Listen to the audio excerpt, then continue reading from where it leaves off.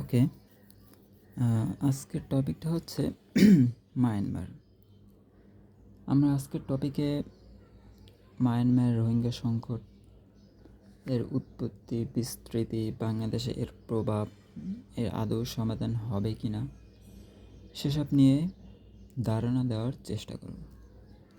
ওকে, প্রথমে আমরা ম্যাপের দিকে একটু তাকাবো। এটা হচ্ছে বাংলাদেশ। এটা আমাদের বাংলাদেশের পার্বত্য চট্টগ্রাম। এইটা হচ্ছে মায়ানমার। ওকে, তো মায়ানমারের রোহিঙ্গা সংকট নিয়ে জানার আগে আমাদের একটু ইতিহাসটা জানতে হবে, তাহলে আমাদের অনেক কিছু হয়তো ক্লিয়ার হবে। মায়ানমার 1947 সালে ব্রিটিশদের থেকে 1947 সালে মূলত আং সান নামে একজন নেতা, সে হচ্ছে আন্দোলন করে। তো তার নেতৃত্বেই বা তারপরে আর কি 1948 সালে ব্রিটিশদের থেকে স্বাধীন হয়, ব্রিটিশদের থেকে স্বাধীনতা লাভ করে, এটা হচ্ছে 1948 সালের কথা। তো কেন স্বাধীনতা লাভ করতে হইল? কারণ তখন হচ্ছে মায়ানমার ব্রিটিশদের অধীনে ছিল। মায়ানমার ব্রিটিশদের কলোনিয়াল ছিল, একটা কলোনিয়াল রাষ্ট্র ছিল আর কি।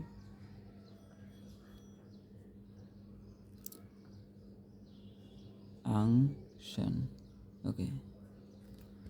তো তারপরে কিছু বছর চলে, গণতন্ত্রের মাধ্যমেই চলে, আগায়। গণতন্ত্র বলতে না, একটা সিস্টেমের মধ্য দিয়ে যায়। অবশ্য সেখানে তখন গৃহযুদ্ধ চলতেছিল 48-এর পরে। তারপর ক্ষমতায় আসে 1962 সালে সামরিক সরকার। 1962 সালে ক্ষমতায় আসে। তো ক্ষমতায় আসার পর যেটা মূলত শুরু হয় যে এই ক্ষমতাটা টিকায় রাখে 1962 থেকে 2011 সাল পর্যন্ত। 11 সাল পর্যন্ত এই সামরিক শাসন জারি রাখে, সামরিক শাসন। তবে এর মাঝে কিছু গুরুত্বপূর্ণ ঘটনা ঘটছে। এর প্রথম ঘটনা হচ্ছে 1990 সালে একটা নির্বাচন হয়।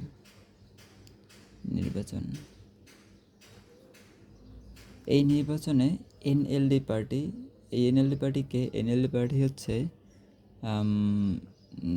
ন্যাশনাল লিগ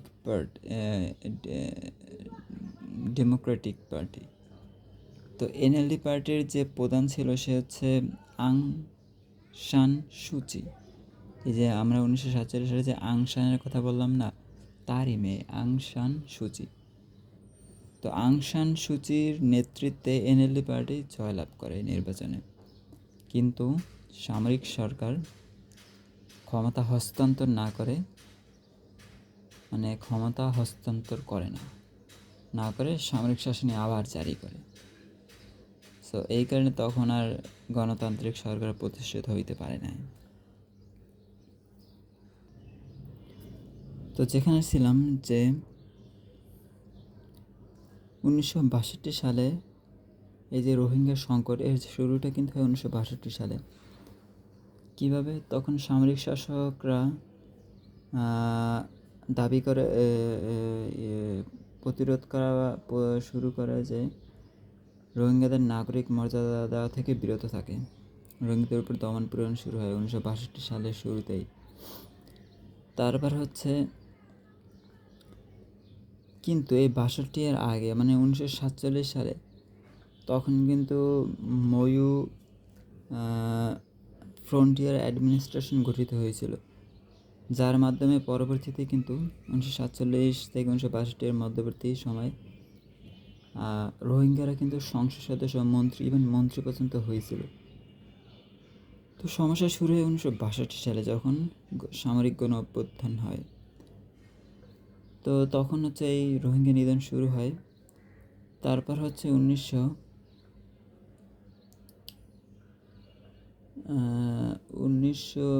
এটা বোধ হয় 1978 সালে, হ্যাঁ 1978 সালে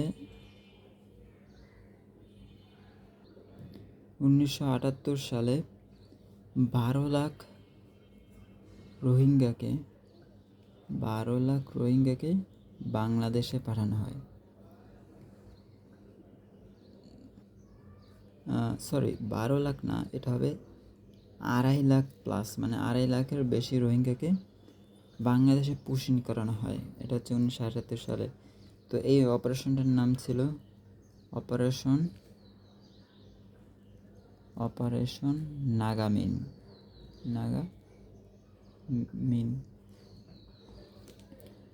তো তারপর আসলে হচ্ছে 1982 সাল।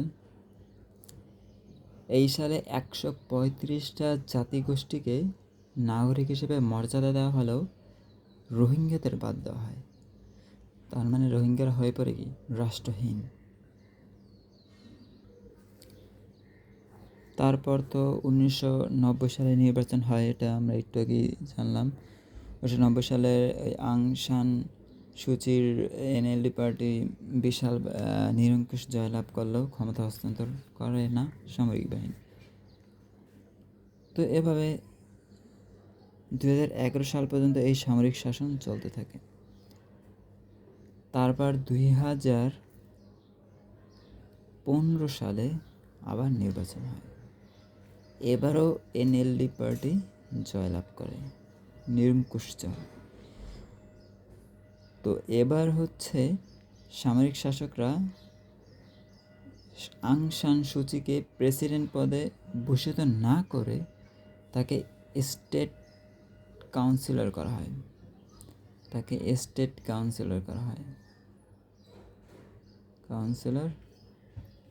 হয়। তো তারপর কোনো মতো চলতেছিল, বাট সমস্যাটা শুরু হয়ে হচ্ছে যখন, তো সমস্যাটার গভীরতা আরও বৃদ্ধি পায় যখন 2020 সালে আবার নির্বাচন হয়। সেই নির্বাচনে আং সান সুচি বিপুল জয় পায়। এটা হচ্ছে নভেম্বর হয়েছিল নির্বাচনটা। কিন্তু সামরিক শাসকরা তখন হচ্ছে একটা মিথ্যা অভিযোগ ছড়ায় যে এখানে ভোট জালিয়াতি হয়েছে। এই ভোট জালিয়াতির অভিযোগের ভিত্তিতে আং সান সুচিকে গ্রেফতার করে। এই হচ্ছে ক্রাইসিসের শুরু। তো গ্রেপ্তার করার পর সারা দেশে জনরোষ ফেটে পড়ে। দেন হচ্ছে সাধারণ জনগণ মিলে গঠন করে পিডিএফ, পিপলস ডিফেন্স ফোর্স। তারপরে এরা হচ্ছে সামরিক বাহিনীর বিরুদ্ধে গেরিলা যুদ্ধ শুরু করে। আর তো আছেই আরাকান আর্মি, MNDAA, TNLA, এদের মতো ফোর্সগুলো তো অলরেডি এক্সিস্ট করতেছেই। তো এই হচ্ছে সংঘাতের শুরুটা হয় 2020 সালে। তো এটা হচ্ছে আমরা ওদের অভ্যন্তরীণ সংকটটা দেখাইলাম, যে ওদের সরকার ব্যবস্থার ভিতরে কি সংকট। বাট রোহিঙ্গা সংকটের মূল গড়াটা শুরু হয়েছে তো 1962 সালে। তারপর 1978 সালে হচ্ছে অপারেশন নাগামিন তো চালু করলে 1.5 লাখ রোহিঙ্গাকে পুশিং করলো বাংলাদেশে। দেন 1982 সালে তো হচ্ছে পুরা রাষ্ট্রহীনই করে দিল রোহিঙ্গাদের। তো এর পরিপ্রেক্ষিতে 2017 সালে বিভিন্ন মুজাহিদ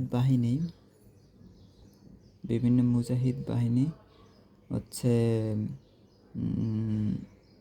কী বলে ওটাকে, মানে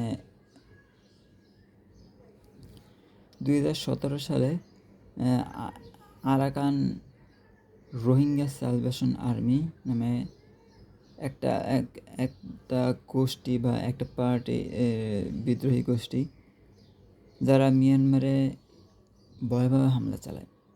সেটার নাম ছিল অপারেশন ক্লিয়ারেন্স।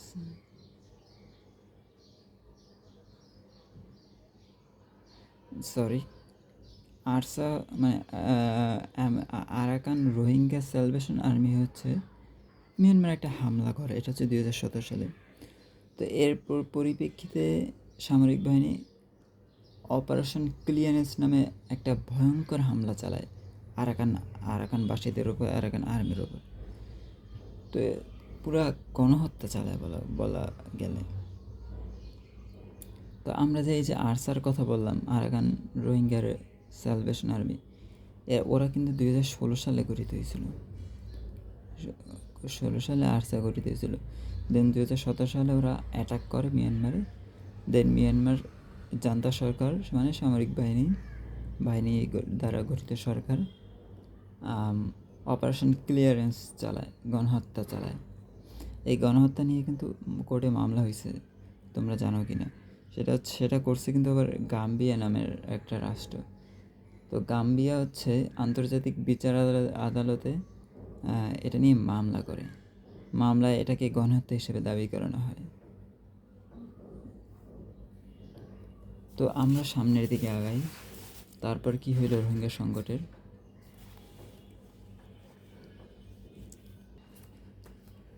তো তোমার কাছে কোশ্চেন আসতে পারে না যে মানে কেন রোহিঙ্গাদের আক্রমণ করানো হয়, মানে হোয়াই রোহিঙ্গা?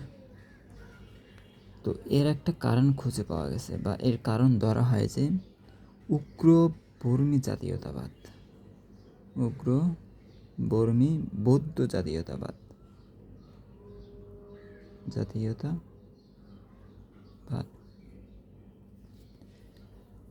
তো এটা কিভাবে শুরু হয়েছে?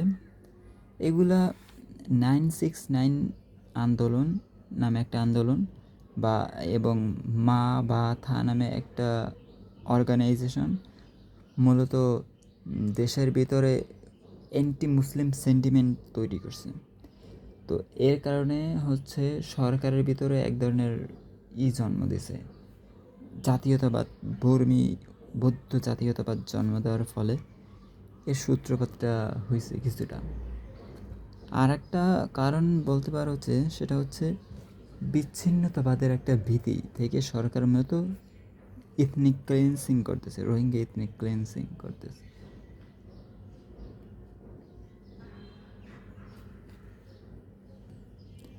তারপর হচ্ছে গিয়ে রিসেন্টলি একটা ঘটনা ঘটছে 2023 সালের 27 অক্টোবর 27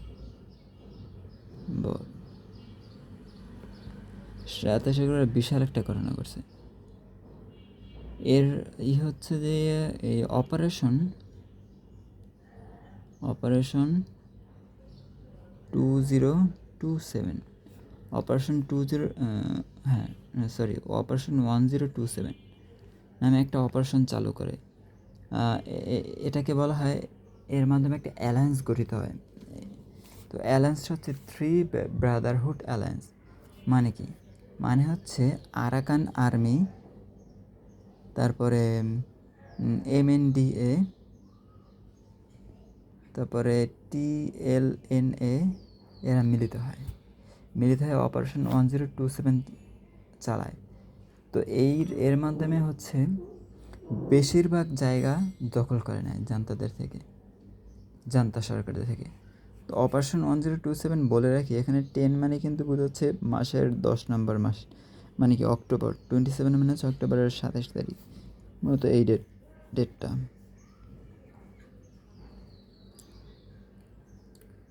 তো অপারেশন 1027-এর কারণে জান্তা সরকার কিন্তু অনেকটা ব্যাকফুটেই চলে গেছে।